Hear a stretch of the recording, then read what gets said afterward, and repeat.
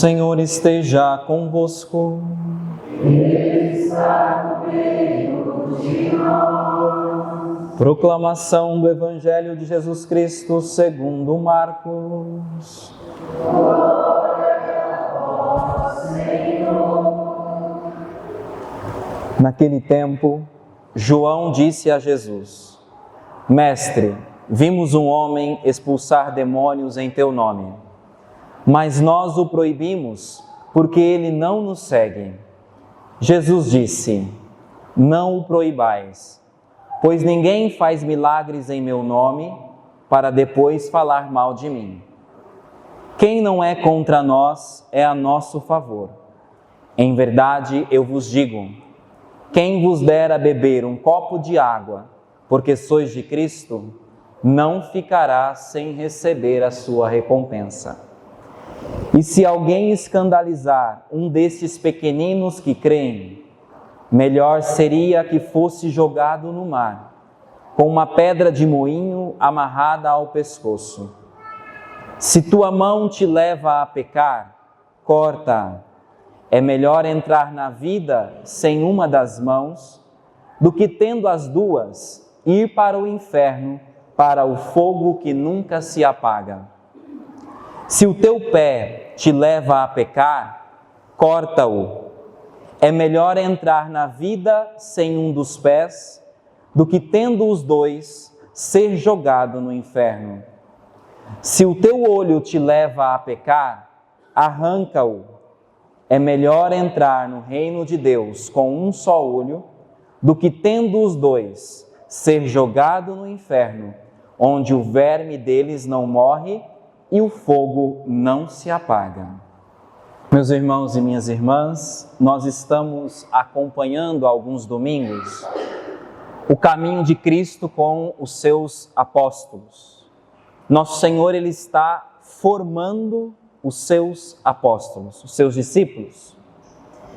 E nós estamos percebendo que, embora os apóstolos estejam muito próximos de Jesus fisicamente, os seus corações estão muito longe daquilo que nosso Senhor espera de cada um deles. Isso se deu no Evangelho do domingo passado, quando Jesus está lhes falando do caminho do Calvário, que ele deverá padecer o sofrimento, e os apóstolos estão preocupados qual deles é o maior. Jesus falando do caminho da cruz, e a preocupação dos apóstolos é: quem de nós somos o maior? Uma discrepância imensa entre o propósito de Cristo e a vida dos apóstolos.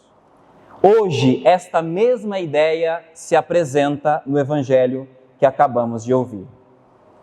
João interpela Jesus. João é o apóstolo mais novo, é o mais jovem. A tradição diz que ele tinha 24 anos quando ele foi chamado por Jesus a ser o seu discípulo, seu apóstolo. E como jovem que ele age no impulso, sem pensar muito no que ele está dizendo, no que ele está fazendo, achando-se no direito de fazer o que quer, do jeito que quer. E é ele, então, quem toma a iniciativa no diálogo com Jesus e diz assim: olha, Jesus, nós vimos um homem que não é dos nossos, expulsando demônios em seu nome, mas nós o proibimos. É como se ele dissesse assim: pode ficar tranquilo, Jesus.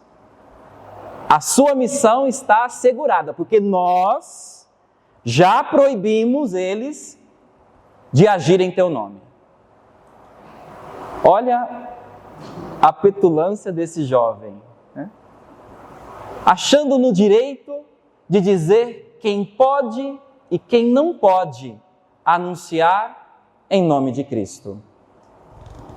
Diante disso, Jesus procura dizer aos apóstolos o que é que realmente importa no seguimento dele.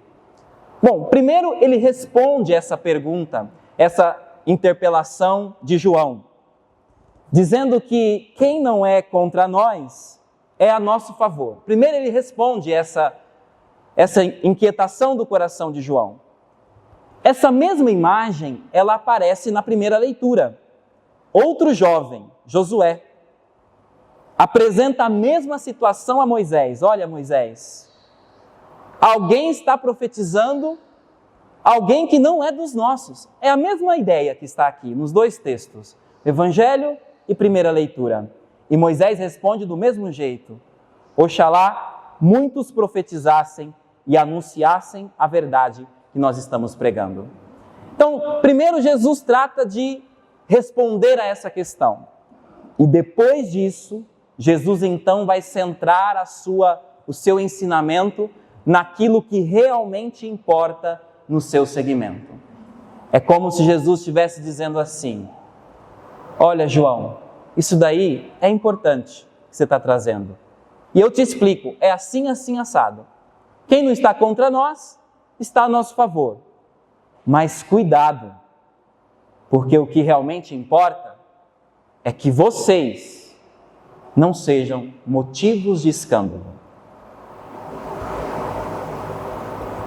O que realmente importa, João, no segmento de nosso Senhor, no meu segmento, é a fidelidade a mim. Cuidado com o escândalo que pode vir de dentro, não de fora. João está demasiadamente preocupado com o que está acontecendo fora. Jesus trata de trazê-lo para dentro. Presta atenção, João. Toma cuidado para que vocês não sejam motivos de escândalo, que esse escândalo não seja proveniente da sua própria mão, do seu próprio pé e dos seus próprios olhos.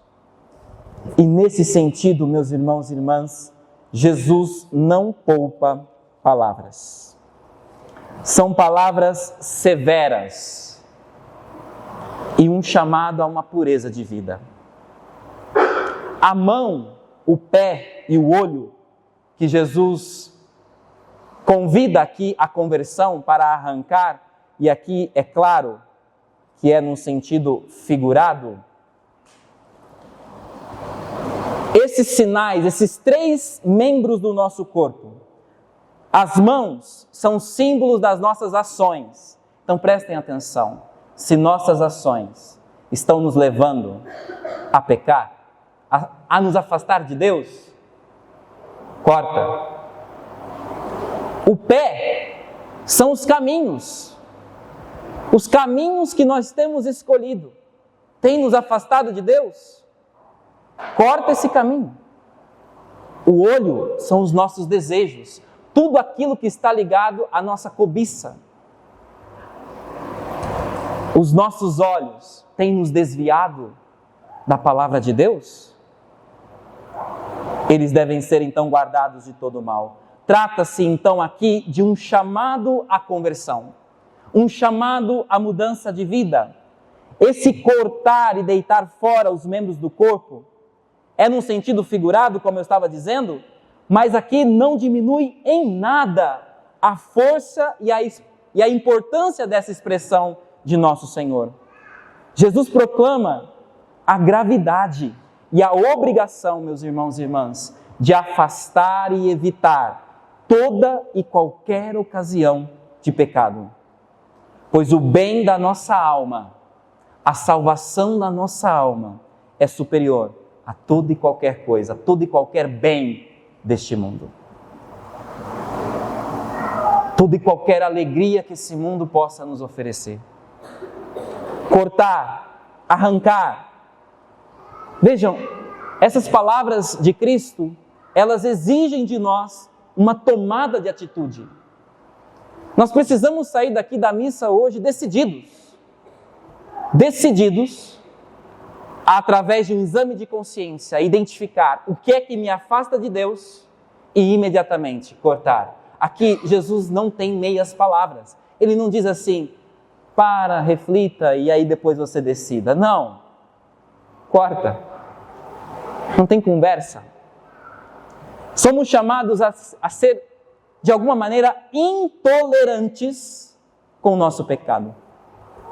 Vejam, no começo Jesus disse aos apóstolos para eles serem tolerantes com os outros. Olha, se tem alguém aí anunciando em meu nome, seja tolerante com eles. Deixe-os anunciar. Porque quem não é contra nós está a nosso favor. Uma certa tolerância em relação aos outros. Mas agora no que diz respeito a nós mesmos, não tem tolerância. É preciso cortar. Porque como os apóstolos, nós também corremos o risco de sermos muito inflexíveis com os outros. Você não pode. Você está errado. O caminho é esse.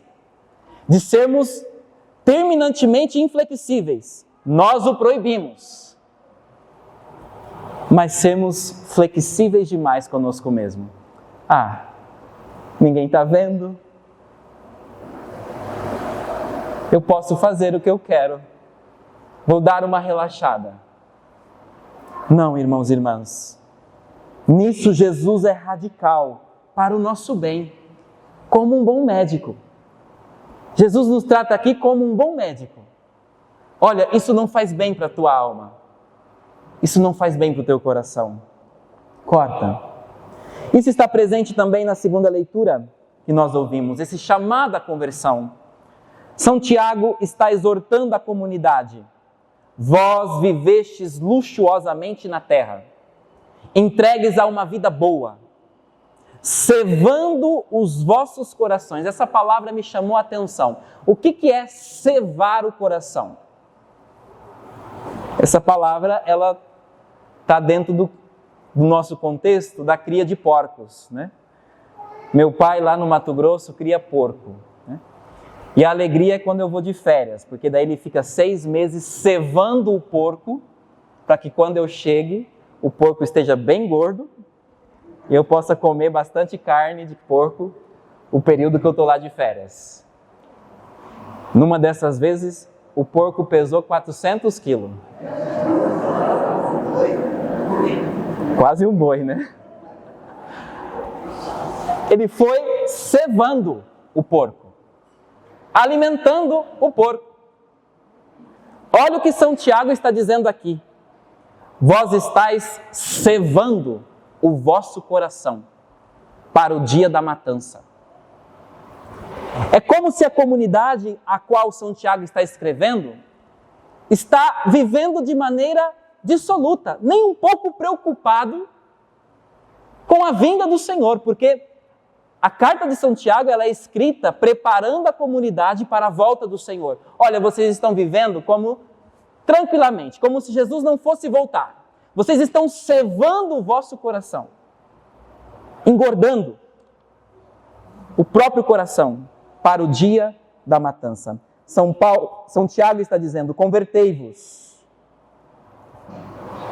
Cevai o vosso coração para a vinda do Senhor. Preparai o vosso coração para a chegada do Senhor.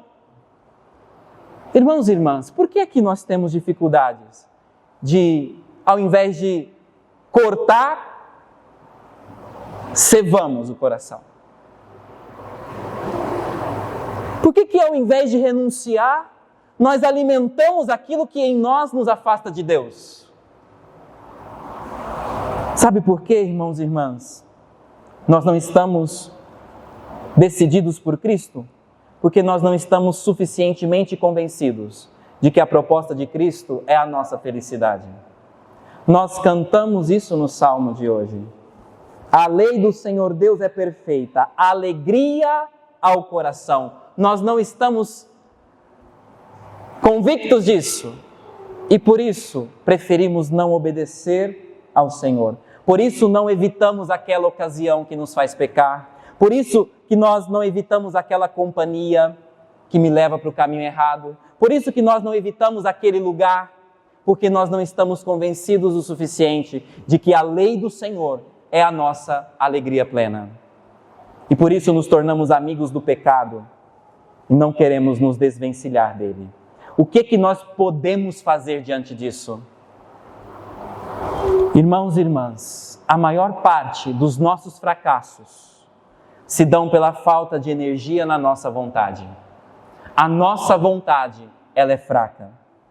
E onde falta essa vontade enérgica, não há santidade, não há homem perfeito, não há mulher perfeita, não há aquele que se assemelhe a nosso Senhor. Não basta dizer, eu queria ser melhor, eu queria obedecer mais a palavra. Não, é preciso dizer um enérgico, eu quero viver a palavra. Eu quero obedecer o Evangelho.